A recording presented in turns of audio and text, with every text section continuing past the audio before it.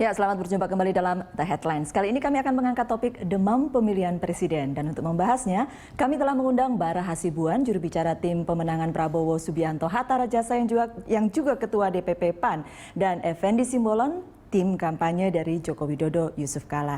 Hadir pula panelis kami Don Bosco Salamun, pemimpin redaksi Berita Satu News Channel, serta Bambang Harimurti, wartawan senior Tempo. Bapak-bapak, terima kasih sudah hadir di The Headlines. Ya, sebelum kita mulai, kita coba simak paket berikut ini ya. Panasnya politik menuju pemilihan presiden dan wakil presiden menyita perhatian publik. Dan untuk pertama kali, debat Capres-Cawapres juga menciptakan debat antara dua kubu pendukung Capres-Cawapres di sosial media.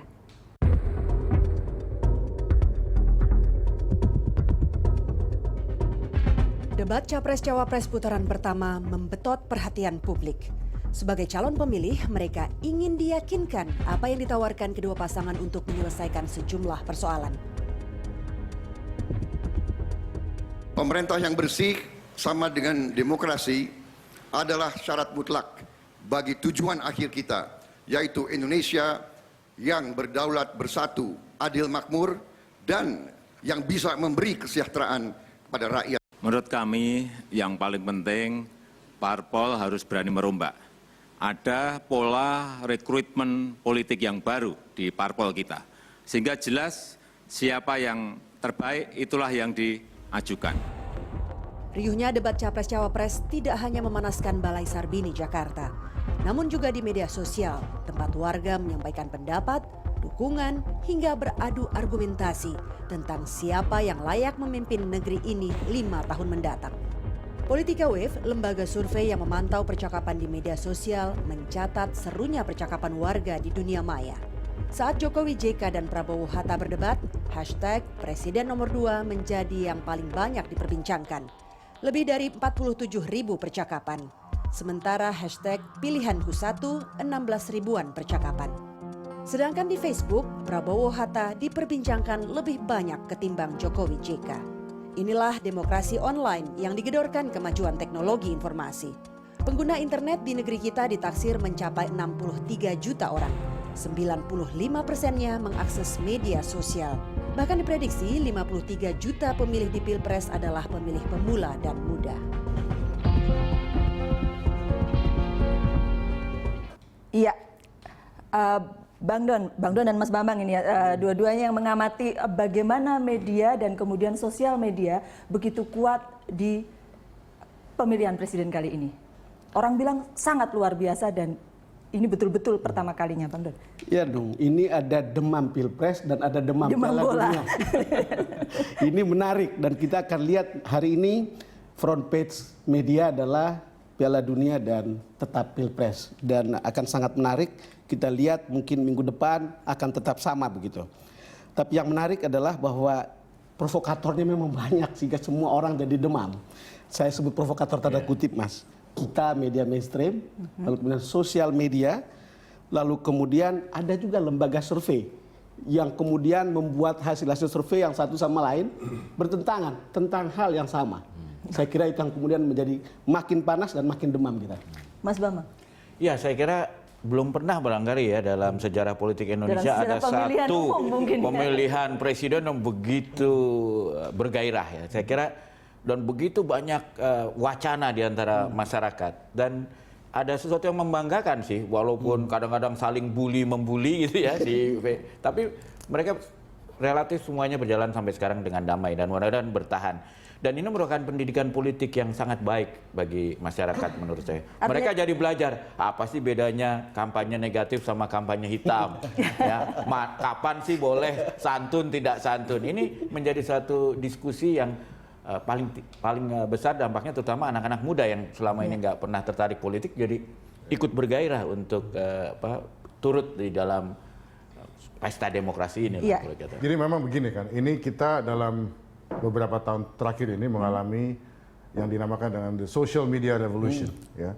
Jadi bahkan sekarang ini Jakarta dinamakan sebagai the ibu kota dari Twitter capital of the world. Jadi ibu kota Twitter. Jadi saya pernah melihat data ya. Jadi dalam 1 menit itu Jakarta mengirimkan 365 tweets per menit dalam 1 menit. Jadi memang ini luar biasa, ya. Jadi memang ini juga ada kaitannya dengan pemilihan presiden sekarang, di mana kan sekarang ini kedua pasangan mencalonkan diri ini bukan merupakan incumbent, ya. Kemudian ada semacam the level playing field, gitu ya. Jadi kelihatannya ini sama kuat. Nah, ditambah dengan memang sosial media yang sudah menjadi bagian yang inherent dalam kehidupan masyarakat sehari-hari dan terus tumbuh. Sekarang ini ada kira-kira 25% dari populasi Indonesia yang punya akses ke internet. Tapi kita tahu juga populasi menggunakan mobile phones itu juga tambah lama tambah tinggi. Dan kebanyakan orang yang akses sosial media itu menggunakan mobile phones. Jadi memang pada akhirnya ini tidak bisa dipisahkan. Akhirnya memang sosial media ini menjadi tool yang sangat efektif untuk orang dalam engage, ya, dalam terlibat dalam pemilihan presiden ini, memberikan penilaian, memberikan judgement kepada para pasangan ini. Jadi dan juga memang para tim kampanye ini juga mau tidak mau juga harus menggunakan sosial media. Sadar bahwa kemudian sosial media ini ini sangat berpengaruh. Yang pertama kali menggunakan sosial media sebagai tool adalah Obama di pemilihan presiden Amerika tahun 2008. Karena di debat Capres tahun 2009 ini belum serius ini, Bang Effendi. Bagaimana tim Jokowi melihat ini? Ya, kami pertama menyampaikan bahwa untung ada sosial media. Untung ada sosial media. Bayangkan kalau posisi Pak Jokowi sekarang tidak ada sosial media, ya, MNC Group memblok, TV One memblok, Putin juga ini juga memblok. Lantas orang mau melihat calon presidennya di mana gitu? Iya. Ya kan, jadi inilah. Ini percakapan yang banyak ini secara khusus memang kemudian di-push oleh tim kampanyenya tidak? Enggak, artinya kita juga tidak pernah mengantisipasi ini karena di sisi lain ketika kita tarik ke belakang waktu pilkada DKI, memang hampir tidak ada satu media mainstream yang quote unquote itu yang memblok lah. Ya, berita mengenai Pak Jokowi ini kan kita belajar dari apa yang tapi ini kan coba sehingga bagi kami sangat mensyukuri ya, jadi ungkapan dari artinya dua-duanya kemudian memanfaatkan betul sosial media dan disadari betul bahwa ini banyak penggunanya ya. Artinya begini ya, kalau misalnya menurut data misalnya jumlah pengguna Facebook di Indonesia itu adalah nomor 4 terbesar di dunia. Twitter nomor 2 atau nomor 3. Jadi akan sangat bodoh, kalau tim kampanye tidak menggunakan sosial media. Kami tidak menggunakan memanfaatkan loh. Itu kan kalau tapi memanfaatkan juga sebenarnya tidak salah loh, Bang di tim sukses tim ses kita itu sederhana sekali dioperate-nya. Tidak dikelola seperti Obama begitu. Tidak cukup canggih lah kami seperti Obama begitu. Iya, Bang Don, memang ada 63 juta pengguna sosial itu betul. media. Kata Bara tadi kita nomor 4 untuk Facebook ya, mungkin ya, kemudian Twitter malah mungkin nomor 5 gitu, di bawah Amerika, Brasil, Jepang sama India. Yang menarik sebetulnya kalau kita boleh bicara ya, transformasi demokrasi kita dari tatap muka menjadi lewat media. Transformasi ini menarik dan kemudian pasti harus bisa dimanfaatkan entah dengan spontan entah by design. Yang sekarang ada kan ada yang by design, ada yang spontan, ada yang punya pengikut banyak lalu kemudian ikut ada yang pakai robot. Ada ya gitu banyak. Yang jadi kalau lihat ini, kalau kita mengamati tiap hari, Mas, perang itu tidak hanya terjadi di darat. Jadi perang itu ada di dunia maya. Virtual itu luar biasa, lebih seru, lebih artikulatif, lebih kreatif, lebih enak kadang-kadang tapi juga menyeramkan. Padahal sosial media itu sudah booming dari 2008-2009, tapi pada pemilu yang 2009 itu belum seperti ini. Tapi dan juga saya kira pada saat itu memang populasinya juga belum sebanyak sekarang. Sekarang itu kan luar biasa perkembangannya dan saya kira juga mungkin sukses sosial media kan dimulai pada saat Ibu Prita. Setelah Ibu Prita semakin banyak masalah-masalah isu sosial dan kemudian politik yang menjadi makanan. Mungkin ada pertanyaan untuk mereka berdua ini, Bagaimana? Soalnya komoditasnya itu adalah negatif campaign dan black campaign. Apakah di-fit oleh dua peserta ini atau apa, tapi ini menjadi good news, kan bad news, tapi menjadi good news di mana-mana begitu. Ya, artinya kalau negatif campaign sesuatu yang tidak bisa dihindari. Itu betul. Itu dalam modern campaign, kalau modern black itu campaign, sebuah fair game ya. Artinya kita kan harus mengattack, Itu betul. kita harus mengekspos kelemahan lawan, dan itu kita lakukan melalui negative campaign. Betul. Jadi, nah kalau black campaign itu sesuatu yang memang lain dari negative Pertanyaannya campaign. begini, Bung Bara, apakah memang kedua partisipan ini memfit isu-isu ini, gitu, Bang Effendi? Saya melihat begini, kalau kan sebelum Pilpres ini kita juga sudah mulai pemanasan di Pileg ya. Kira-kira kan ini kan head to head-nya kan tetap antara PD Perjuangan dengan Gerindra ini. Yang lainnya kan sebenarnya penumpang VVIP aja kan gitu. Ya kan? Jadi sama nih Tapi nggak sebenarnya. apa-apa, VVIP oke. Saya mengatakan VVIP, makanya biar First jangan class yang penting. biar tetap senang. Pak Bara tetap senang kan. Nah di sini kita melihat bahwa permainannya memang mencari-cari celah yang kadang-kadang unfairnya begini. Ketika kita lontarkan sebagai sebuah negatif campaign, itu dikategorikan black campaign, ya kan? Demikian juga kalau dari pihak seberang sana menganggap bahwa ini nih negatif campaign, kita menganggapnya Itu black campaign. Nah, maka sebenarnya KPU juga harus sudah membuat juga ya benchmarknya atau indikatornya. Ini loh kategori kalau di masalah HAM ini, kalau masalah ya semualah diatur. Iya, sengaja dilempar ke sosial media, tapi di sosial media kan tidak ada wasit, tidak ada apa-apa, sehingga kemudian itu jadi luar biasa besar. Nah, makanya kalau menurut saya disinilah peran media konvensional itu jadi penting.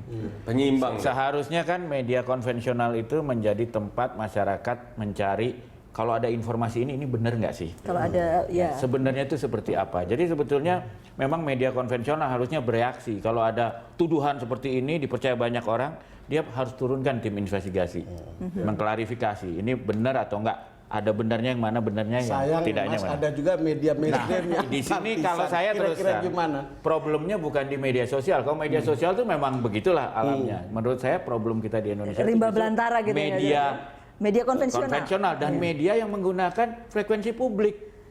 Nah ini yang menurut saya harusnya masyarakat mulai bersuara. Kalau kalian tidak bisa memanfaatkan frekuensi publik itu untuk manfaat bagi kita semua, kembaliin dong frekuensi publiknya. Kalau enggak kita ambil nih gitu loh. Memang ada yang berani, Mas. Ya harus berani ya maksud saya. Tapi masyarakat cukup cerdas tidak untuk melihat seperti itu? Kalau menurut saya cukup cerdas ya. Kalau kita lihat Pileg kemarin kan, kenyataannya terhadap Partai Hanura dengan dibandingin 2009 hampir tidak ada pengaruh. Kita percaya loh, publik itu makin cerdas. Kalau mereka tidak cerdas, mereka menurut saya tidak akan ada perkembangan media seperti sekarang. Satu, kedua, publik juga memilih informasi alternatif. Saya ingat kalau lihat di sini ya, ketika misalnya orang akan tahu persis misalnya Pak Bara siapa memenangkan debat yang kemarin. Betapapun partai mengatakan ini yang menang, apa yang terjadi di lapangan adalah mereka punya pilihan dan menurut saya kita tidak bisa menyalahkan. Kalau itu banyak sekali yang mengatakan ya, saya akan sepakat dengan pendapat umum seperti itu gitu. Gitu. Tapi soal frekuensi milik publik tadi itu memang benar itu, Mas. Saya yakin KPI ya dapat banyak pengaduan, tapi apakah mereka memfollow up untuk mengambil tindakan yang lebih besar dari itu kita juga nggak tahu. Gitu. Iya, tapi kalau kembali ke media sosial memang ada. Saya lihat begini ya, Nung ya, sebentar Nung. Sebentar aja ya betul ya. TV silahkan pihak TV ya, tapi si reporternya nggak boleh dia sepertinya jadi juru bicara dari tim itu. Kalau TV-nya silakan, misalnya dia 3 jam ke calon nomor 1, ya kan cuma 15 menit ke calon nomor 2, nggak apa-apa. Nggak boleh Mas, itu kan frekuensinya milik publik. Ntar dulu, bagi kami itu pun nggak apa-apa. Sepanjang dia hanya mereportase, ya mengangkat menjadi sebuah berita. Tapi ini si reporternya hanya menjadi juru bicara dari tim pemenangan. Jadi kalau enggak, ya dia masuk dong dalam tim pemenangan. Ini loh yang menjadi kontras ya. Sepertinya kok etikanya sudah nggak ada lagi gitu. Tapi maaf ya, kami aja yang di partai politik ya, yang artinya perjuangannya idealisme, ideologi. Nggak mau tuh kami melacurkan seperti itu. Iya, walaupun tidak kemudian bisa semua kita menganggap bahwa semua TV bersoal di situ. Saya juga gitu kan? mohon lah pemret sama itu ini lah. Ada pemret nanti disampaikan juga ya nanti ya. Ini kan Kita di akan depan kembali pemret. sesaat lagi.